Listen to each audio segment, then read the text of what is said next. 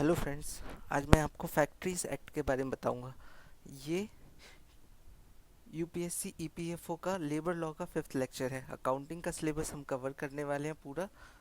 लगभग लगभग 12-13 क्लासेस हो चुकी है, ठीक है। और लेबर लॉ का ये फिफ्थ लेक्चर, इससे पहले मैथ्स की क्लास भी हो चुकी है हमारी, और एक हिस्ट्री की क्लास भी हुई है, ठीक है। धीरे धीरे करके हम सारा सिलेबस ख़त्म कर लेंगे अगस्त एंड तक, ठीक है। आगे देखते हैं फैक्ट्रीज एक्ट के बारे में, ठीक है। फैक्ट्रीज एक्ट जो था 1948 का एक्ट है, ठीक है। अब इसमें फैक्ट्री का मतलब क्या होता है?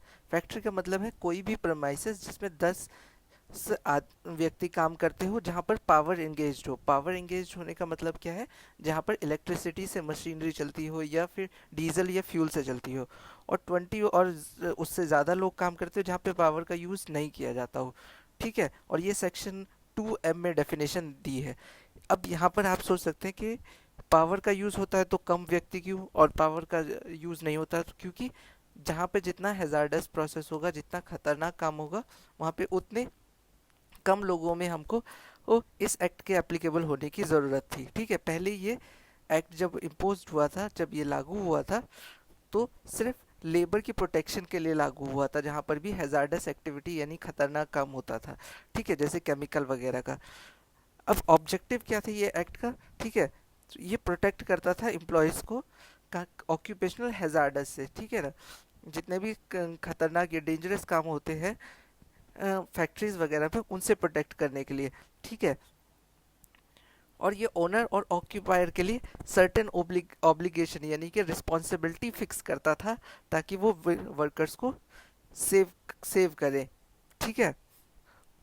और हेल्थ एंड सेफ्टी का उनका ध्यान रखा जाए, ठीक है। एप्लीकेबिलिटी मतलब ये एक्ट कैसे कैसे और कहाँ कहाँ एप्लीकेबल है, ठीक है। ये हर एक जगह पे एप्लीकेबल है जहाँ पे कोई ना कोई मैन्युफैक्चरिंग का काम होता है।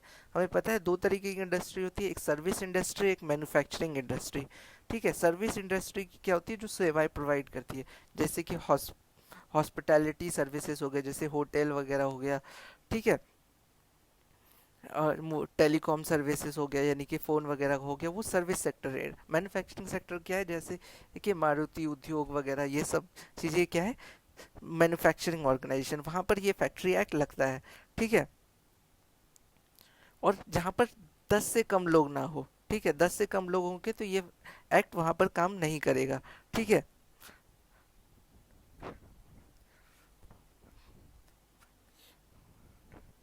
ठीक है, और यहाँ पे लोग एक एग्रीमेंट के तहत काम करते हो किसी ओनर के अंदर। अब खुद का बिजनेस चला रहे हैं तो वहाँ पर ये एक्ट अप्लाई नहीं होता है, ठीक है ना। अब मैन्युफैक्चरिंग प्रोसेस का मतलब क्या है? ऐसा कोई भी काम जहाँ पे क्या कहते हैं पंपिंग का काम होता हो, सीवेज का काम होता हो, ऑल्टरिंग का काम होता है, रिपेयरिंग, ठीक है, ये सब काम होते हो, ये डेफिनेशन 2K में दी गई थी, ठीक है। किसी भी तरीके का मैन्युफैक्चरिंग काम जिसमें कि ये एक रॉ मटेरियल को फिनिश गुड में कन्वर्ट करने का काम किया जाता हो, ठीक है।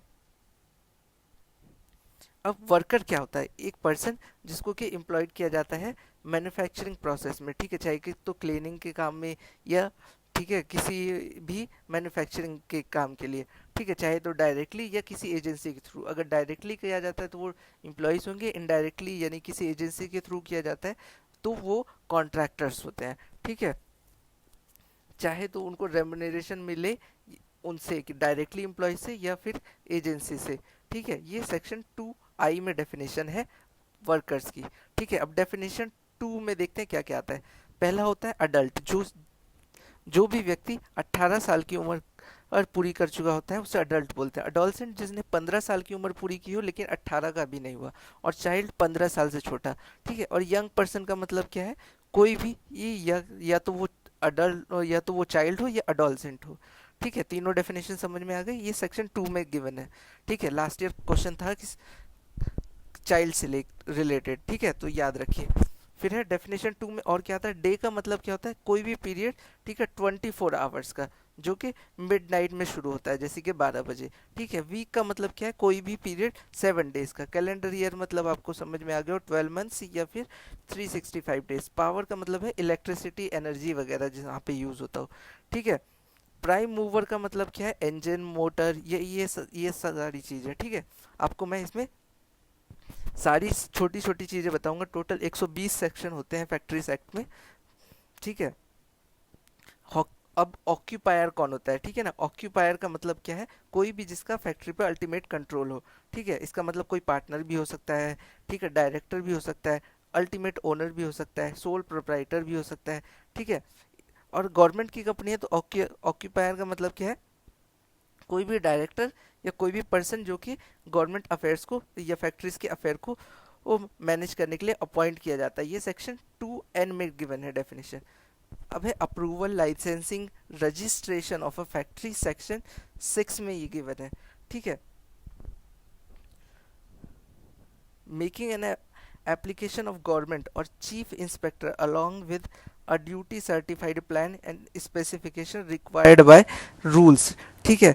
अब अगर हमको कोई लाइसेंसिंग या अप्रूवल चाहिए तो हमको एक ड्यूटी ऑफिसर जो कि गवर्नमेंट के द्वारा अपॉइंटेड हो, चाहे है वो इंस्पेक्टर हो, जो रूल्स एंड रेगुलेशंस पे काम करे, ठीक है। या तो स्टेट गवर्नमेंट के द्वारा भेजा जाता हो, चाहे चीफ इंस्पेक्टर या कुछ भी हो, ठीक है। एप्लीकेशन अप्लाई करने के 3 मंथ के अंदर अंदर, ठीक है, ताकि परमिशन दी जाए या ना दी जाए उसके लिए, ठीक है। इफ़ एप्लीकेशन इज़ रिजेक्टेड, ठीक है, अगर एप्लीकेशन हमारी रिजेक्ट हो सकती है तो appeal can be made by government with to government within 30 days date of such rejection. अगर आपकी कंपनी को अप्रूवल नहीं मिलता है, फैक्ट्री को अप्रूवल नहीं मिलता है, तो 30 days के बाद आप फिर से अप्लाई कर सकते हैं। अब नोटिस बाय ऑक्यूपायर, मान लिया कि आपकी कंपनी सेल हो चुकी है, ठीक है, तो आपको क्या कहते हैं, एक नोटिस देना पड़ता है, ठीक है। जो खरीदेगा उसको नोटिस देना पड़ेगा 15 days के अंदर फैक्ट्रीज को, ठीक है। और क्या कहते हैं,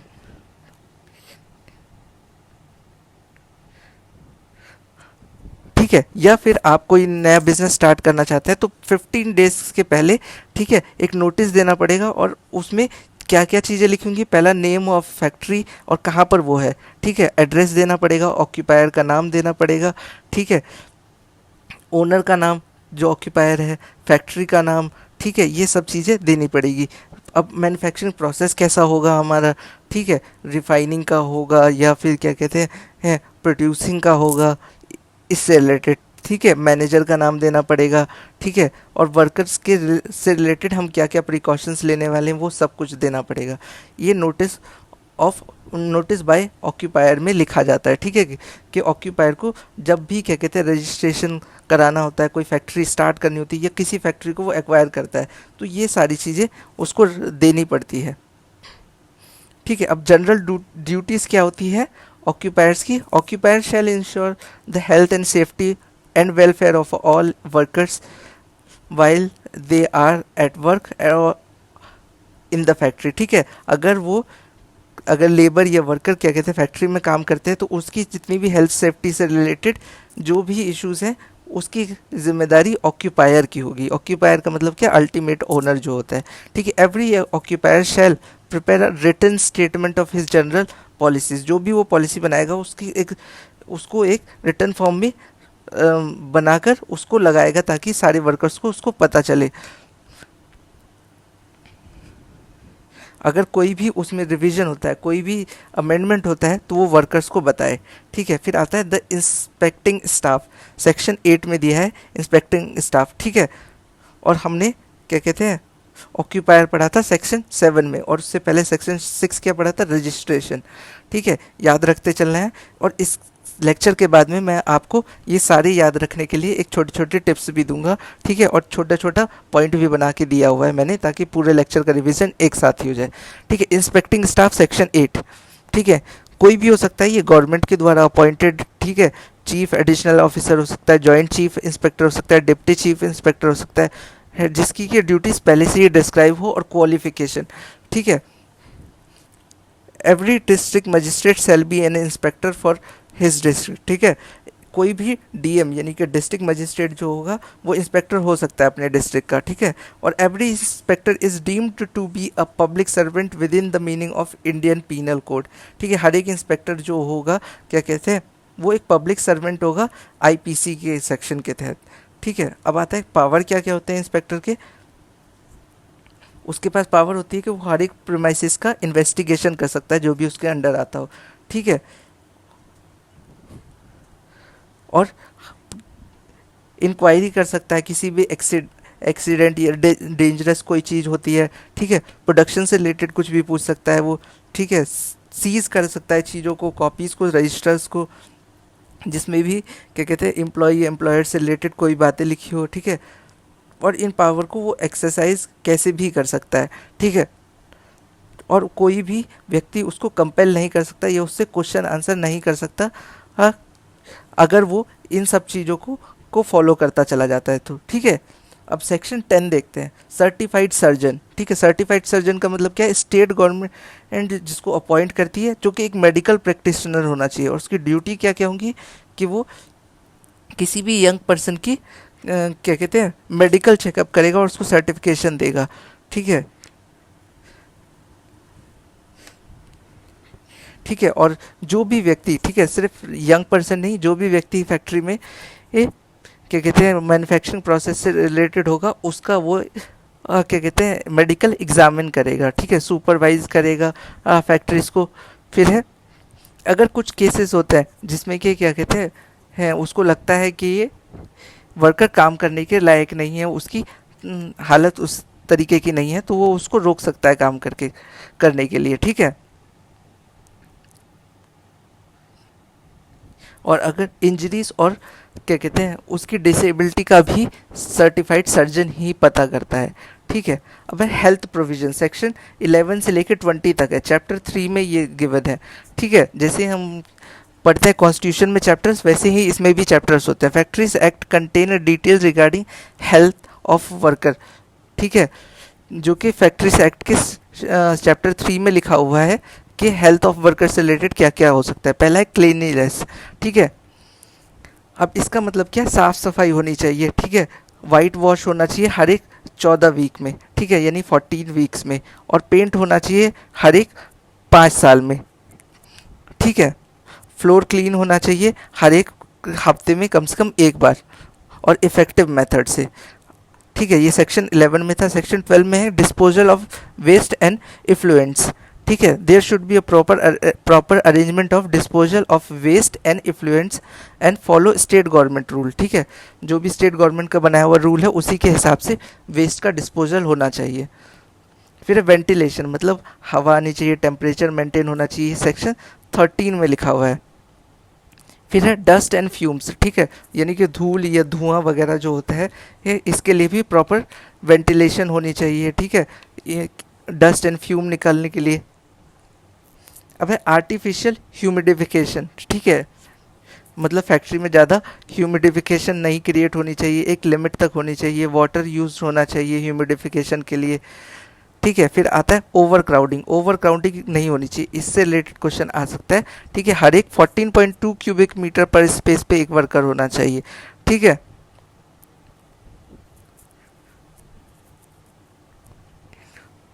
अगर 4.2 मीटर से ज़्यादा का स्पेस क्या कहते हैं एक्वायर नहीं हो रहा है तो उसको नहीं नहीं काउंट किया जाएगा, ठीक है।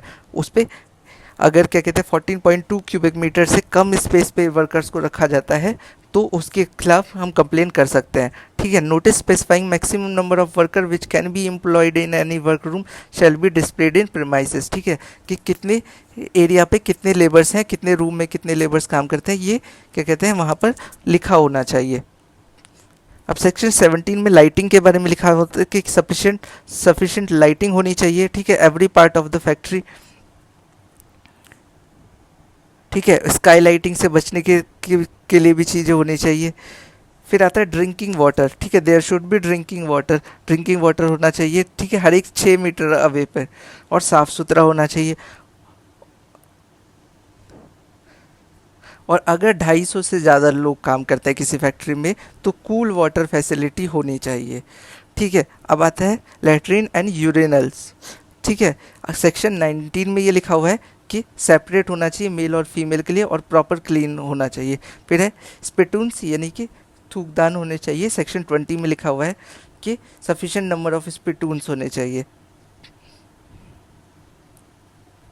और उनके लिए क्या कहते हैं पनिशेबल फीस जो है 5 रुपये से ज़्यादा नहीं रखनी चाहिए अगर वो रखते हैं तो, ठीक है। अब सेफ्टी ऑफ वर्कर्स, जो कि सेक्शन 21 से लेके 41 तक लिखा हुआ है, चैप्टर 4 में है ये, ठीक है, पहला है फेंसिंग ऑफ मशीनरी, जहाँ पर डेंजरस काम होता है, जहाँ पे मशीन से क्या कहते हैं इलेक्ट्रिक या फिर क्या कहते हैं हीट वगैरह जनरेट होती है, वहाँ की प्रॉपर फेंसिंग होनी चाहिए, चारों तरफ उसकी बाउंड्रीज होनी चाहिए, और जो भी गवर्नमेंट रूल बनाती है उसके हिसाब से। ठीक है, मशीन इन मोशन सेक्शन 22, ठीक है, जहाँ पे मशीन रेगुलरली चलती रहती है,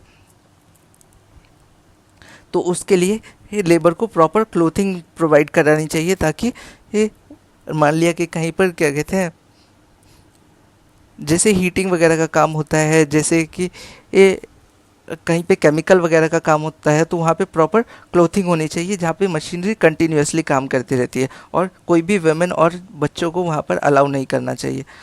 ठीक है, यंग पर्सन को अगर हम अब क्या कहते हैं अगर हम एम्प्लॉय करते हैं डेंजरस मशीन्स के पास, ठीक है, तो वो हमें नहीं करना है। यंग पर्सन का मतलब है कोई भी 14 से 18 साल तक का बच्चा, ठीक है, और 14 साल से नीचे तो हम एम्प्लॉय कर ही नहीं सकते।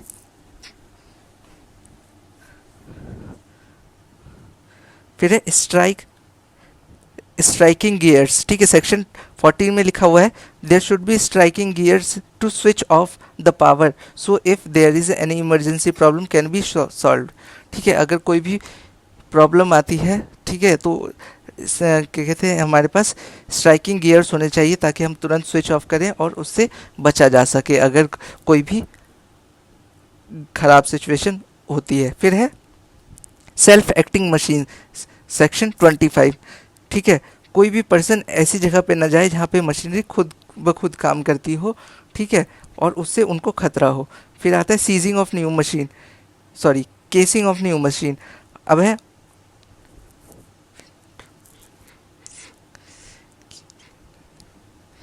ठीक है, अब जब भी क्या कहते हैं कोई भी इलेक्ट्रिक से चलने वाली मशीनरी होती है, तो उसके पास ठीक है प्रिवेंशन के लिए कोई ना कोई चीज़ होनी चाहिए और नोटिस लगा होना चाहिए। फिर आता है कॉटन ओपेंसर्स, ठीक है, सेक्शन 27, वहाँ पे कोई भी बच्चा या कोई भी औरत का काम नहीं होना चाहिए। ठीक है, होस्ट एंड लिफ्ट, ठीक है, सेक्शन 28, जितने भी लिफ्ट्स वगैरह होते हैं या होस्ट वगैरह होते हैं वो अच्छी कंडीशन में होने चाहिए। ठीक है, और मैक्सिमम लोड भी लिखा होना चाहिए कि कितना है उस लिफ्ट का। ठीक है, और हर एक 6 महीने में उसको प्रॉपरली एग्जामिन करना है। फिर है lifting machinery chains ropes etcetera, ठीक है, ये 29 में लिखा हुआ है कि क्रेन वगैरह अगर है, ठीक है, तो वो अच्छी कंडीशन में होना चाहिए कंस्ट्रक्शन के समय, और हर एक 12 मंथ में उसको चेक करना चाहिए। ठीक है, और क्या कहते हैं क्रेन्स वगैरह में लोड कभी भी जितना भी वो मेंशन है उससे ज़्यादा नहीं होना चाहिए। ठीक है, 6 मीटर पे से कम डिस्टेंस पे कोई भी क्रेन या फिर वर्कर्स को नहीं लगाना है क्रेन्स का जो भी यूज़ करते हैं।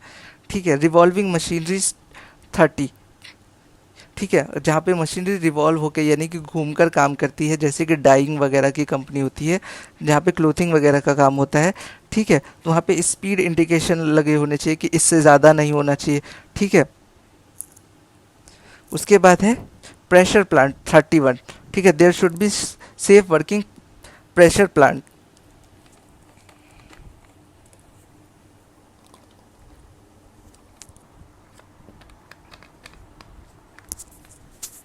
ये गैस वगैरह से रिलेटेड फैक्ट्रीज में होता है, जहाँ पे नेचुरल गैस या फिर इन सब से रिलेटेड काम होते हैं। ठीक है, वहाँ पर वर्किंग प्रेशर की भी लिमिटेशन होती है और उससे ज़्यादा नहीं होना चाहिए।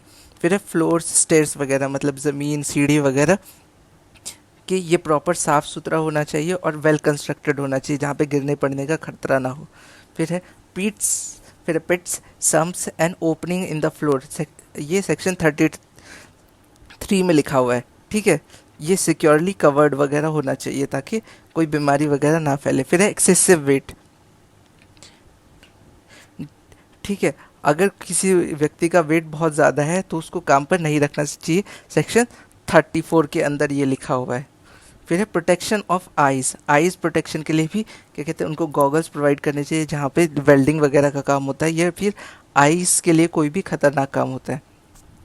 फिर आता है डेंजरस फ्यूम, मतलब ऐसा धुआं जो कि आंखों के लिए खतरनाक होता है, तो वहाँ पर भी अलग अलग इंस्ट्रूमेंट प्रोवाइड करने चाहिए, और क्या कहते हैं फ्यूम रेट भी ज़्यादा नहीं होना चाहिए। फिर है पोर्टेबल इलेक्ट्रिक लाइट, ठीक है,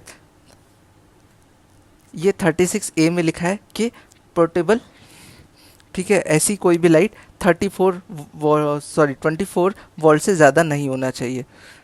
एक्सप्लोजिव और फ्लेमेबल डस्ट, ठीक है, ऐसे डस्ट जिससे कि क्या कहते हैं धमाका हो सकता हो या आग लग सकती हो, तो इससे सेफ्टी के प्रॉपर मेजर लेने चाहिए, 37 सेक्शन में लिखा हुआ है। फिर precaution in case of fires, अगर फायर होता है तो उसके लिए प्रॉपर एक्सटिंग्विशर्स मौजूद होने चाहिए, यानी अग्निशमन यंत्र मौजूद होने चाहिए। फिर है रोल ऑफ इंस्पेक्टर। अब इंस्पेक्टर के रोल जो है वो सेक्शन 39 और 40 में लिखा हुआ है। सेक्शन 39, 40 एंड 48 जो कि उसके रोल के बारे में बताता है।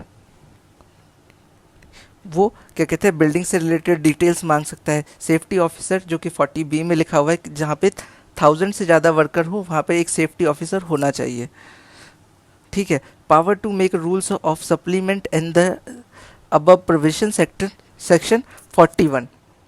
The state government may make rule requiring provision, अगर कोई भी क्या कहते हैं प्रोविजन बनाने की ज़रूरत पड़ती है वो सेक्शन 48(1) के अंदर बना सकते हैं, ठीक है। वेलफेयर प्रोविजन 41 to 50, ठीक है। There are number of provision in a factory act regarding welfare facility, ठीक है, जो कि लेबर के वेलफेयर की बात करता हूँ, जैसे कि वॉशिंग फैसिलिटी होनी चाहिए 42 में, फैसिलिटी फॉर स्टोरिंग, ये सब सेक्शन एक एक करके मैं आपको बताता हूँ, ठीक है। वॉशिंग फैसिलिटी होनी चाहिए सेक्शन 42 के हिसाब से, ठीक है, और जो कि कन्वीनियंटली एक्सेसिबल हो, मतलब पास में होनी चाहिए, ठीक है, और मेल फीमेल के लिए अलग होनी चाहिए और प्रॉपरली क्लीन होनी चाहिए। फिर स्टोरिंग वगैरह के लिए भी जगह होनी चाहिए, क्लोथ वगैरह रखने के लिए। फिर फैसिलिटी फॉर सेटिंग, बैठने की सुविधा होनी चाहिए, ये सेक्शन 44 में लिखा हुआ है, ठीक है। फर्स्ट एड की सुविधा होनी चाहिए हर एक 150 वर्कर पे कम से कम,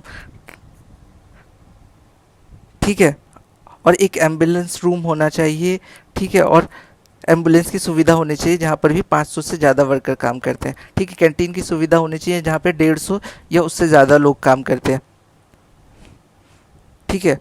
और फूड स्टफ से रिलेटेड गवर्नमेंट रूल बना सकती है कैसा फूड स्टफ होना चाहिए, ठीक है। अब सेक्शन 47 में बोलता है शेल्टर, रेस्ट रूम या लंच रूम होना चाहिए जहाँ पे भी 150 से ज़्यादा लोग काम करते हैं। नेक्स्ट है क्रीचेस होने चाहिए। If the number of women workers is more than 30 there should be creches, ठीक है। It should be sufficient lighting होनी चाहिए, उसमें वेंटिलेशन होना चाहिए, ठीक है, और वुमेन्स ट्रेंड होने चाहिए इससे रिलेटेड, ठीक है।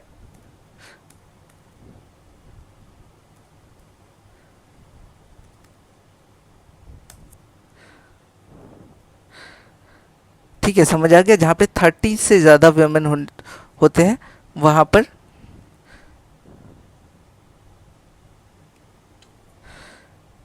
क्रीचेस होनी चाहिए। फिर है वेलफेयर ऑफिसर जो कि सेक्शन 49 में लिखा हुआ है कि 500 या उससे ज़्यादा वर्कर जहाँ पर काम करते हैं तो वहाँ पर एक वेलफेयर ऑफिसर अपॉइंट करना चाहिए। अब देखते हैं पूरे लेक्चर से हमें क्या समझ में है। क्रीचेस कहाँ पे होनी चाहिए, जहाँ पे 30 या उससे ज़्यादा वुमेन हो, ठीक है। रेस्ट रूम कहाँ पे होनी चाहिए, जहाँ पे 150 या उससे ज़्यादा लोग काम करते हो, ठीक है।